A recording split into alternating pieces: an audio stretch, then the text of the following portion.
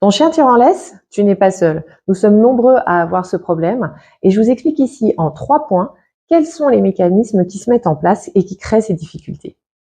Premier point, l'allure naturelle du chien n'est absolument pas la même que la nôtre. Le chien, quand il est en liberté, il va se déplacer davantage au trot qu'au pas. Donc son allure est déjà plus rapide que la nôtre. Première difficulté. Deuxième difficulté, c'est le déplacement. Le chien, naturellement, ne se déplace pas de manière aussi linéaire qu'un humain. Les chiens, eux, vont se déplacer en fonction de où les mène leur nez. Et ce sont les odeurs, en fait, qui vont créer leur déplacement. Et si l'odeur passe de droite à gauche, ils vont suivre l'odeur de droite à gauche. Et ça contrarie, effectivement, naturellement, la marche en laisse. Deuxième point, comment l'attention se met en place. Première chose, ça peut venir parfois du fait que vous ayez commencé la marche en laisse avec une laisse courte. De ce fait, le chien, on l'a vu de par ses déplacements, va très vite être en bout de laisse et à partir de là, se mettre en tension pour aller jusqu'où il souhaite en fait aller. En général, justement, pour suivre son odeur. Il va répéter ce comportement parce qu'effectivement, en tirant, il finit par vous emmener là où il le souhaite. Deuxième point, ça peut être l'humain qui met l'attention au départ, c'est-à-dire qu'on a tendance à perdre un petit peu sa communication avec son chien lorsqu'il est en laisse.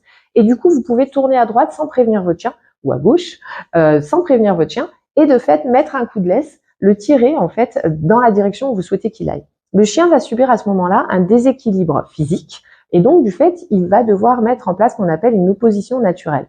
Donc pour éviter de se faire surprendre les fois suivantes, il va maintenir une tension sur la laisse, de façon à ne plus subir ce déséquilibre. Donc faire très attention à ne pas tirer vous-même sur la laisse. Troisième point, la décharge physique et émotionnelle. Un chien qui va être peu ou pas lâché en liberté va cumuler une énergie qu'il va falloir dépenser d'une manière ou d'une autre. Le fait de tirer sur la laisse peut être vraiment un très bon moyen de décharger cette énergie physique. Ensuite, ça peut être aussi une décharge émotionnelle. C'est-à-dire que pendant votre balade, votre chien, il a subi une excitation parce qu'il y a quelque chose qui est passé devant lui. Ça crée une excitation. Et le fait de tirer sur la laisse va aussi permettre de décharger cette excitation. Enfin, ça peut être aussi un cumul de frustration. De la même manière, un chien qui est peu ou pas lâché va rarement pouvoir aller au bout de ses explorations. Et de fait, le cumul de frustration peut être libéré aussi par cette traction sur la laisse. Donc, pour améliorer votre marche en laisse, première chose, apprenez à votre chien à ralentir son allure et à être focus sur vous. Deuxième chose, optez pour un matériel type longe ou laisse longue pour lui apprendre le travail et pour éviter les mises en tension.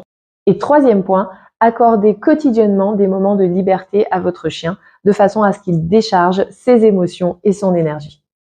En mettant tout cela en pratique, vous favoriserez une marche en laisse plus confortable pour vous et pour votre compagnon.